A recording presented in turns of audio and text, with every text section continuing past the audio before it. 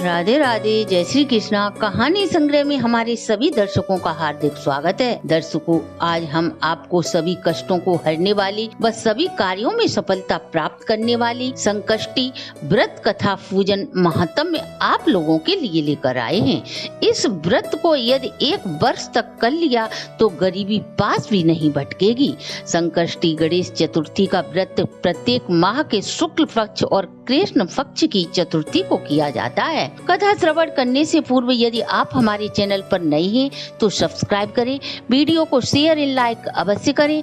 संपूर्ण जानकारी के लिए वीडियो को अंत तक जरूर देखें। कथा कहानी के अनुसार एक बार शौनक आदि ऋषि सनत कुमार से प्रश्न करते हैं कि हे सनत कुमार, दरिद्रता, कष्ट आदि रोगों से परेशान, शत्रुओं से मुक्ति व खोया हुआ ऐश्वर्य प्रदान करने, संतानहीन, विद्याहीन आदि लोगों को अपने कल्याण हेतु कौन सा व्रत उपवास करना चाहिए?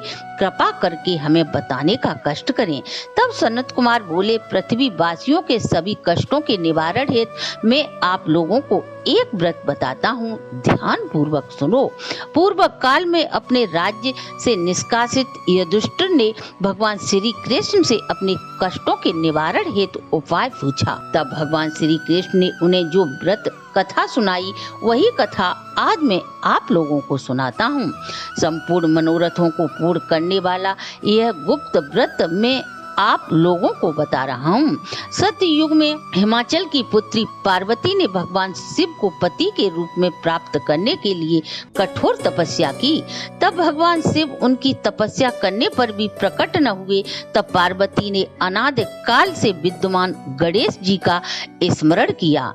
पार्वती का स्मरण करते ही गणेश जी प्रसन्न होकर वहाँ प्रकट हो जाते हैं। तब पार्वती गणेश जी से प्रश्न करती हैं, मैं इतनी कठोर तपस्या कर भी भगवान भोलेनाथ को प्रसन्न न कर सकी।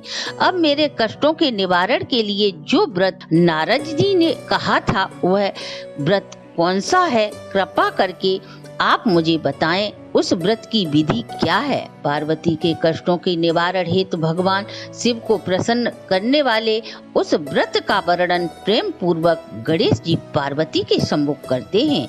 हे हिमाचल सुते, श्रावण कृष्ण चतुर्थी को व्रत रख चंद्र उदय होने पर उसका पूजन करें। चतुर्थी को सुबह ब्रह्म मुहूर्त में उठकर अपने नित्य कार्यों से निवृत्त होकर स्नान आदि कर स्वच्छ वस्त्र धारण करें और व्रत का संकल्प लें। मैं पूरे दिन निराहार रहकर चंद्र देव के उदय होने पर अर्घ देकर भोजन करूंगी। यह संकल्प मन में धारण कर व्रत करें। सुबह स्नान आदि कर गणेश पूजन करें। प्रत्येक माह स्वर्ण की मूर्ति को स्थापित कर गणेश पूजन करें। कलयुग में व्यक्ति को अपनी सामर्थ्य के अनुसार धातु या मिट्टी की गणेश की प्रतिमा स्थापित कर पूजन करना चाहिए। कलश पर सफेद कपड़ा बिछाकर अष्ट कमल की आकृति बनाएं, उस पर कलश स्थापित करें और धूप दीप चंदन अगर पान सुपारी मोदक फल फूलों से गणेश जी का पूजन करें। मूर्ति का स्मरण करें, गणेश जी की से प्रार्थना करें, हे लंबोदर, 4 भुजाओं वाले, 3 नेत्रों वाले, लाल वर्ण वाले शोभा के भंडार में भक्ति भाव से भरपूर होकर आपका आवाहन करती हूँ या करता हूँ। हे लंबोदर, हे आसन आपके लिए फाद्य है। हे शंकर सुमन, ये अर्घ आपको समर्पित है। हे वक्रतुंड, यह जल आपके स्नान के लिए है। ये सूप करण वाले ये वस्त्र आपको समर्पित हैं। हे गणपति, ये यज्ञोपवीत आपके लिए है। हे विघ्नहर्ता, ये रोली चंदन पूजा की समस्त सामग्री आपको समर्पित है। पूजा करने के बाद अपनी भूल के लिए गणेश भगवान से माफी मांगे। एक थाली में देसी घी के 15 लड्डू रखें। अपनी सामर्थ्य के अनुसार थाली में दक्षिणा रखें और चंद्रमा निकलने पर अर्घ दें। अर्घ देने के बाद चौथ माता से प्रार्थना करें, तुम गणेश की प्रियतमा हो, तुम सभी तीर्थों में उत्तम हो, हमारे अर्घ को ग्रहण करें। फिर गणेश जी को प्रणाम करें।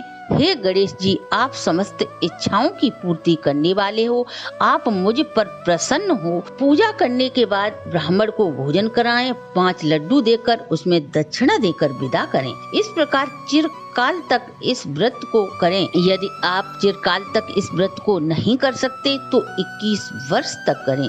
यदि 21 वर्ष तक भी नहीं कर सकते तो 1 वर्ष की सभी चौथ का व्रत करें। यदि यह भी संभव नहीं हो सकता आप पर तो वर्ष की 2 बड़ी चौथ का व्रत करें। श्रावण गणेश संकट चतुर्थी आने पर व्रत का उद्यापन करें। भगवान श्री कृष्ण बोले, हे युधिष्ठिर, व्रत का विधान प्राचीन काल में स्वयं पार्वती को गणेश ने बताया था। पार्वती ने गणेश के बताए नियम के अनुसार संकट चौथ माता का व्रत किया और भगवान शिव को पति के रूप में पाया। अतः युधिष्ठिर, यह संकट नाशक व्रत करने से अवश्य ही आपके सभी संकट दूर होंगे। सनत कुमार बोले, भगवान कृष्ण के मुख से संकट चतुर्थी का महात्म्य को सुनकर राज्य प्राप्ति की कामना रखने पर युधिष्ठिर ने यह व्रत किया। व्रत के प्रभाव से उनके समस्त शत्रुओं का विनाश होकर उन्हें अपना राज्य वैभव वापस प्राप्त हुआ। इस व्रत को करने से धर्म अर्थ काम मोक्ष सुलभ होते हैं। मनुष्य पर बड़े बड़े संकट आने पर भी व्रत के प्रभाव से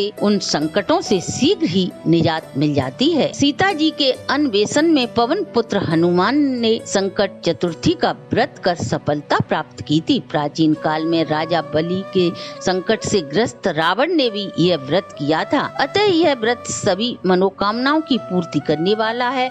आप आपके परिवार पर सदा गणेश भगवान की कृपा बनी रहे।